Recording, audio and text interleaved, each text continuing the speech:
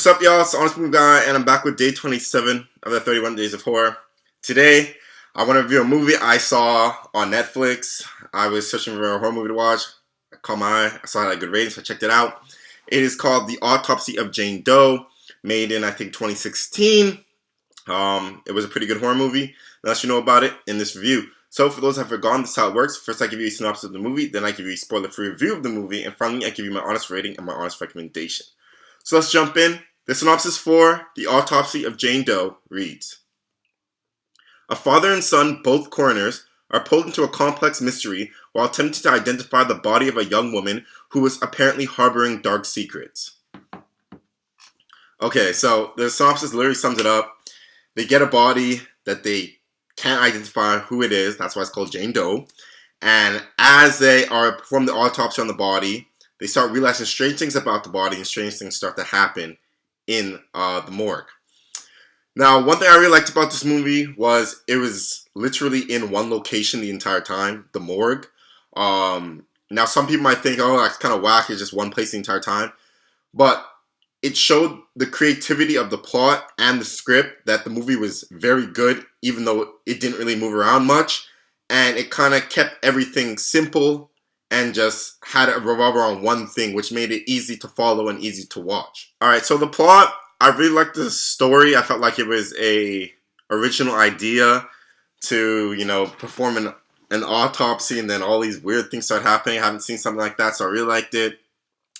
I found that the story was interesting. You didn't really know where it was going to go.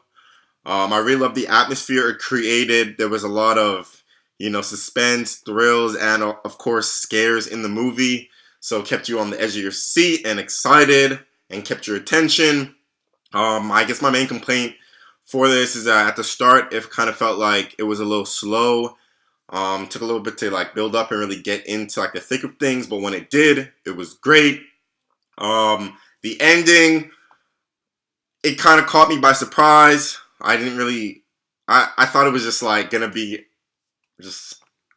happy, I guess, or whatever, especially with a decision made by a character, but it kind of did a complete 180 and didn't end that way how I thought, so I thought that was refreshing. However, the last act and the ending did leave you with more to be desired. It could have been a little better, but it is what it is. For the actors, I really like the actors. Brian Cox, Emily Hirsch, they did an amazing job in the portrayals of their characters. They nailed the dialogue, nailed the emotions, and all that. They did a very good job. Now, IMDb gives this movie a 6.8. I'd give it a 6.6 to a 6.8, probably 6.7. There you go.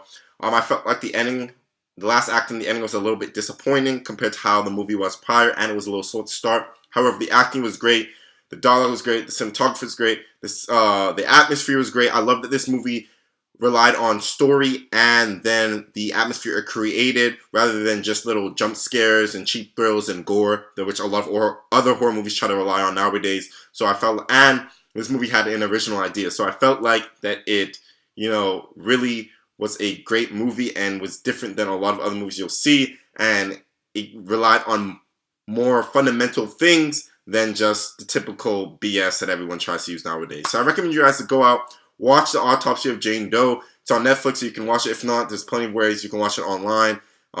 Enjoy it. It's relatively short, an hour and a half, so you can breeze by it, and I think you'll enjoy it. That's it for this review. I am the Honest Movie Guy. Make sure to like and subscribe below, and tune into more videos for the 31 Days of Horror.